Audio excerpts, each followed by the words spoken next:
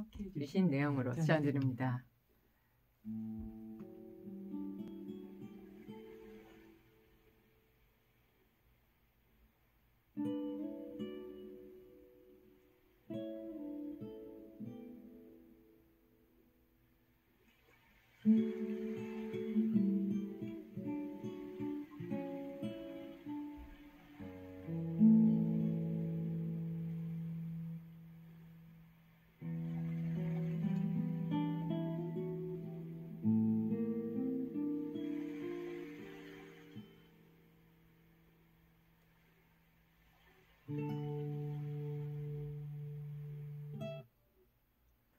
미국에서 사람들은 언제나 공공연하게 미소를 짓습니다.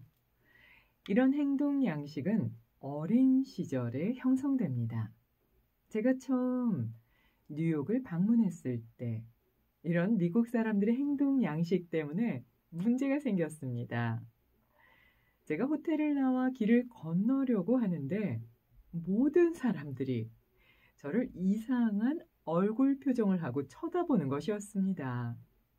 저는 내 옷에 뭔가 잘못되었나? 하고 의심했습니다.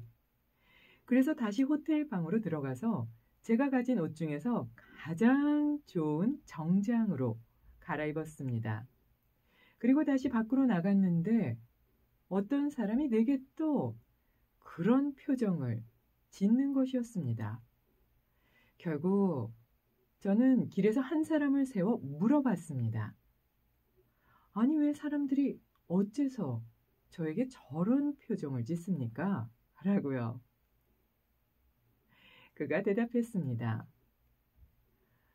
이 나라에서는 다른 사람을 만나면 미소를 지으라고 배웁니다.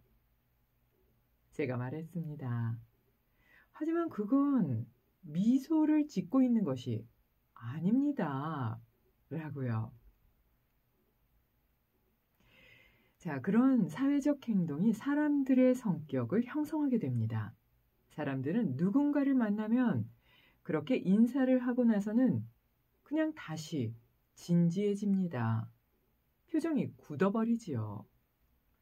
문화적인 습관은 타인을 만나면 웃으라고 가르쳐왔지만 그냥 그 미소는 순간적일 뿐입니다. 그건 여러분의 실제 감정을 나타내지는 않습니다. 사실 얼굴에는 항상 계속해서 진정으로 우러나는 웃음이 넘쳐야만 합니다. 항상 미소 짓는 얼굴을 유지하기 위해서는 생의 의미에 대한 명확한 개념을 갖고 있어야 합니다. 삶에 관한 것을 이해해야 합니다. 그리고 더 심오한 삶의 철학을 이해해야만 하는 것입니다. 그건 그냥 단순한 철학입니다. 여러분이 그것을 진정으로 이해하고 그 철학에 점점 더 익숙해지게 되면 다른 단계의 깊은 차원에서 움직일 수 있게 될 겁니다. 그리고 여러분은 그때부터 진정으로 자신의 삶을 즐기기 시작할 겁니다. 그리고 이때 느끼는 즐거움이란 단지 어떤 것을 순간적으로 즐기는 것이 아닙니다. 여러분 삶 전체가 즐거움으로 가득해지지요.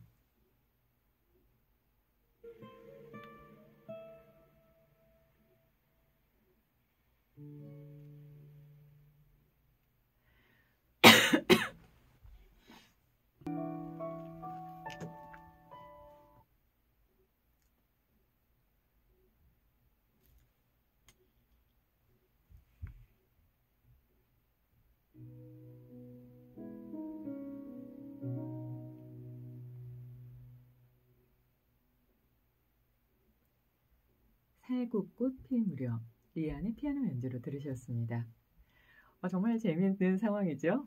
미국 사람들은 그냥 당연하게 미소 지으면서 이렇게 지나간다. 참 어색할 것 같은데요. 그러니까 뉴욕에 방문하셨을 때 그랬다고 하시는데요. 문화 차이가 이만큼 큰 차이가 있네요. 그래서 얼마나 이상하셨으면 다시 호텔에 들어가서 정말 좋은 정장으로 갈아입고 나가셨을까요?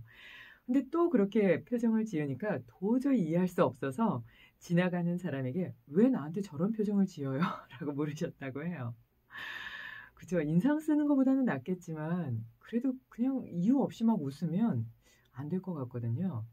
그래서 제가 이제 조카가 공부할 때 뉴욕에 한번 간 적이 있는데요. 이모, 절대 웃으면 안 돼. 이상하게 생각한다고. 그러니까 웃고 싶더라고요. 그래서 아, 이게 예의가 아니구나 하고 정말 꾹 참았던 그런 상황이 생각이 나는데요. 이게 그냥 문화적인 습관으로 그냥 웃어야 돼라는 배움 때문에 웃는다면 그냥 일시적이고 딱 돌아서면 표정이 굳어진다. 이런 무서울 것 같은데요. 그러니까 실질적으로 항상 진정으로 웃음이 넘쳐야 된다라고 말씀하셨는데요. 아이와 같은 웃음이 있어야 되겠죠.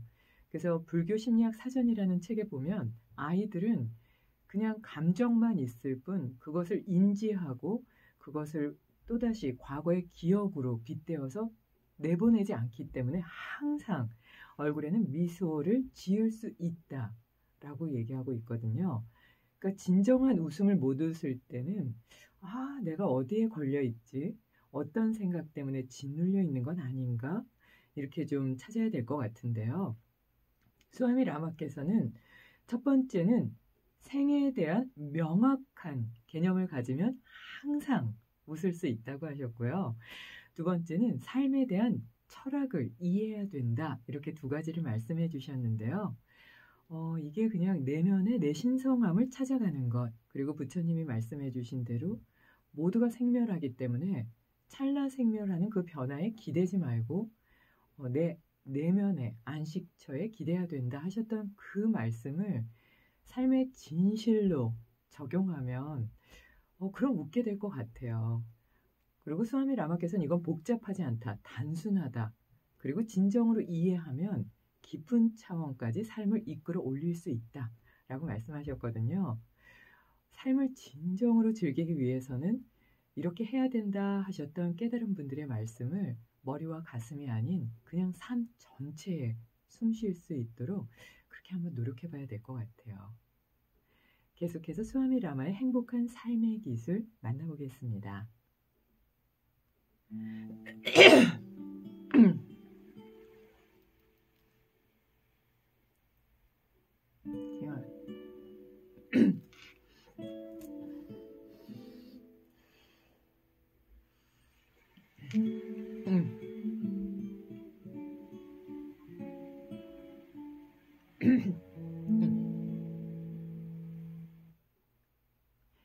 여러분이 바른 철학을 가지고 있다면 여러분이 가졌든 못 가졌든 내재되어 있건 없건 상관없이 여러분은 여러분의 인생을 진정으로 즐길 수 있습니다. 삶이란 하나의 원고입니다. 그 원고의 작가는 바로 여러분 자신이고요. 삶이란 다른 누군가가 쓰는 작품이 아닙니다. 모든 개인이 자기 자신 그리고 자신의 삶이라는 글의 저자인 것입니다. 바로 그것이 인생입니다. 그리고 이 작품의 처음과 끝은 완전히 비워져 있습니다.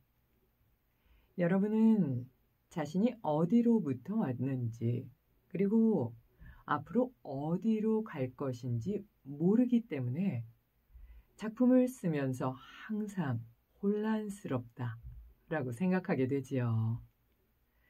하지만 여러분 자신을 믿으세요. 여러분은 그 작품의 중간 부분을 가지고 있습니다. 만일 여러분이 작품의 그 중간 부분을 연구하지 않는다면 자신 삶의 원고를 잃어버린 부분을 찾을 수도 없고 수습할 수도 없을 겁니다. 그래서 이 중간 부분은 흥미로운 연구의 대상이기도 합니다. 책들을 연구하는 건 여러분에게 어느 정도 삶의 위로를 줄 수는 있습니다. 하지만 저는 책만 연구하는 사람들의 말에는 귀를 기울이지 않습니다. 그리고 이렇게 묻습니다. 그래요? 당신이 만약 책을 연구했다면 그럼 수행은 언제 합니까? 생각은 또 언제 합니까?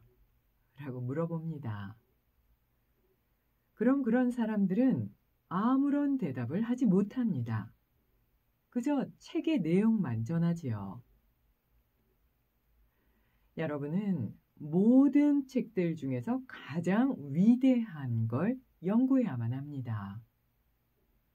그리고 그것은 여러분의 삶, 바로 그 자체입니다. 여러분은 여러분 자신의 운명 창조자입니다. 다른 어느 누구도 여러분에게 문제를 일으키거나 고통을 주지 못합니다. 하지만 인도의 대부분의 사람들은 무엇을 경험하든 간에 그건 신의 뜻에 달렸어요 라고 생각합니다. 하지만 신조차도 여러분을 불행하거나 행복하게 만들어줄 수는 없습니다. 행복이나 불행은 여러분 자신의 창조물이기 때문입니다.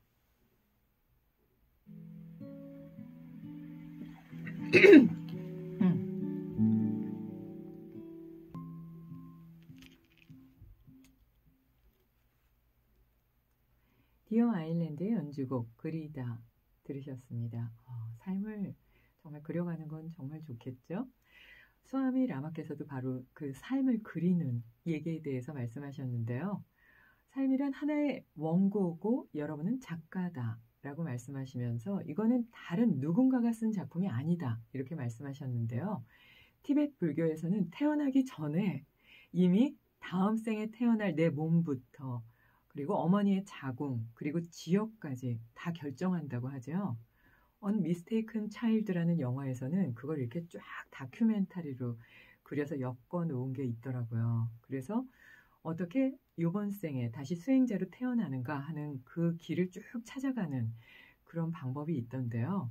그러니까 동서양이 막론하고요. 삶의 주인은 당신입니다 라고 얘기해야지 당신이 만약에 신에게 의지하거나 또는 어떤 종교나 철학에 의지하면 그게 당신의 삶을 대신 살 거예요 라고 얘기하는 데는 없잖아요. 그래서 이렇게 삶이 부담되고 무거운가 봐요. 그 책임감에서 벗어날 수 있는 사람은 정말 아무도 없지요. 그래서 이걸 잊지 않아야 될 것 같은데요. 모든 개인이 자기 자신의 삶이라는 글의 저자다라고 하셨거든요. 그러니까 그 작품을 어떻게 채워갈지는 우리의 손끝에 달려있죠. 그래서 행복을 그릴지 아니면 불행을 그릴지 이건 나만 알 수 있을 텐데요. 다행히도 처음과 끝은 완전히 비워져 있기 때문에 우리가 채울 수 있다는 거예요. 다행이 아닐까요? 이게 부처님이 말씀하신 공사상, 반야신경 내에 그대로 있잖아요. 근데 그럴 때 내가 채울 수 있는 부분, 그거는 중간 부분, 그 부분이라고 했고 우리가 서 있는 바로 이 자리죠. 그거를 잘 연구하지 않으면 그럼 잃어버린 그런 원고의 부분을 찾을 수 없다 이렇게 말씀하셨으니까요. 내가 어디에 서 있고 앞으로 어떻게 그려나갈지 그리기 위해서는 그리고 과거의 시간을 한 번쯤은 다시 한번 보기 어려워도 봐야 되겠죠. 그래서 중간 부분은 정말 흥미로운 연구의 대상이다 이렇게 말씀하셨는데요. 책에 의지하지 말아라. 이건 깨달은 분들이 모두 말씀하셨죠. 책만 보고 있으면 언제 수행하고 언제 생각하냐라고 말씀하셨는데요. 운명 창조자로서 당신이 당신의 삶을 잘 이끌어가야지 신도 그 어느 누구도 당신에게 고통이나 불행이나 행복 이런 걸 줄 수 없으니 당당히 나가라 이렇게 말씀하셨으니까요. 우리 모두요. 지금 이 순간부터 행복만 만들 수 있는 그런 한 페이지 한 페이지를 잘 채워나갈 수 있으면 좋겠습니다. 음악 듣겠습니다. 정유종의 기타 연주곡입니다. 빛.